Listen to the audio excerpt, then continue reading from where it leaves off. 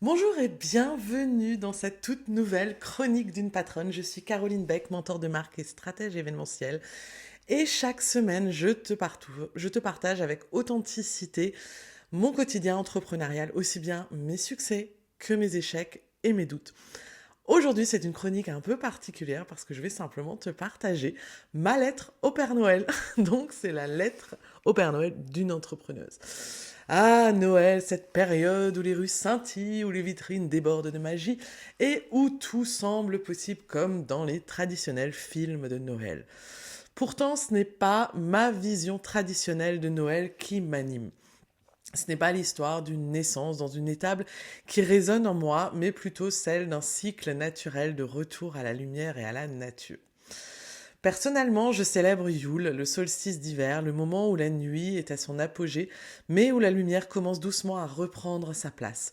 Yule, c'est une promesse. C'est que tout finit par renaître, que même dans l'obscurité, il y a une étincelle qui ne demande qu'à briller. Et personnellement, j'adore cette philosophie. Mais cette année, j'ai eu envie d'un peu de fun et de magie pure. Alors pour cette chronique, j'ai décidé de m'adresser directement au Père Noël. Ouais, t'as bien entendu, au Père Noël. Parce qu'après tout, qui mieux que toi pour nous rappeler que tout est possible? Oui, toi, cher Père Noël. Alors je vais tout simplement te lire la lettre que j'ai adressée au Père Noël cette année. Cher Père Noël, voilà bien longtemps que je ne t'ai pas écrit. Mais cette année, je me suis dit, et si? Alors, je t'écris avec la même foi que j'avais enfant. Cette croyance que toi, avec ta haute magique et ton sourire bienveillant, tu peux rendre possible les rêves les plus fous. Mais attention, Père Noël, cette lettre n'est pas seulement pour moi. Elle est pour toutes les patronnes, ces femmes incroyables qui, comme moi, ont des rêves grands comme l'univers, mais parfois des doutes tout aussi immenses. Alors voici ma liste pour toi, cher Père Noël. Déjà, premièrement, me libérer complètement de mes croyances limitantes.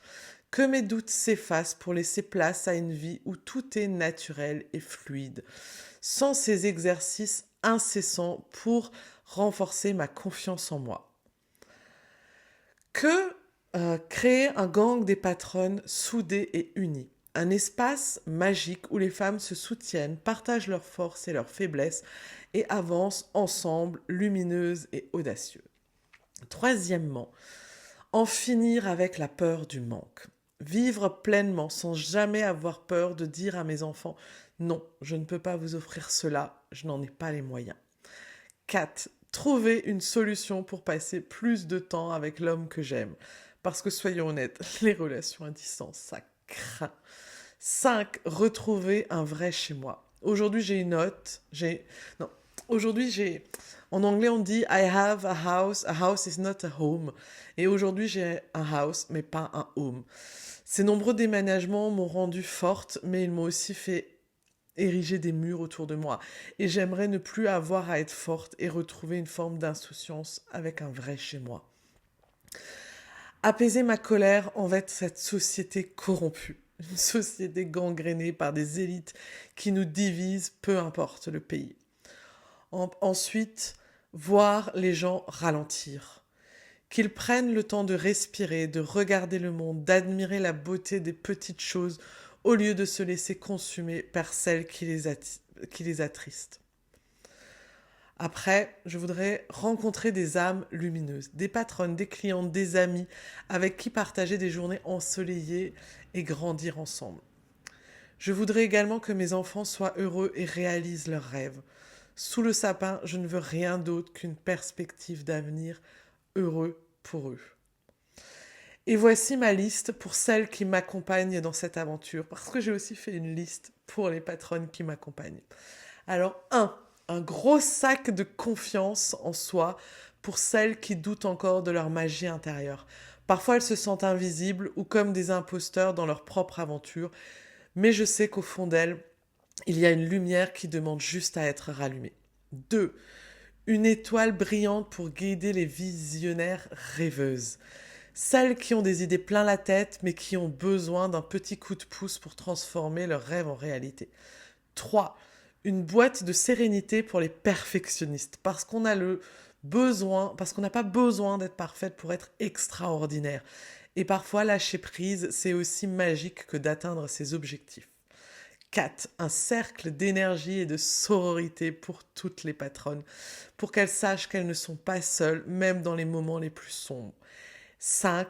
Enfin, Père Noël, un peu de foi en la magie.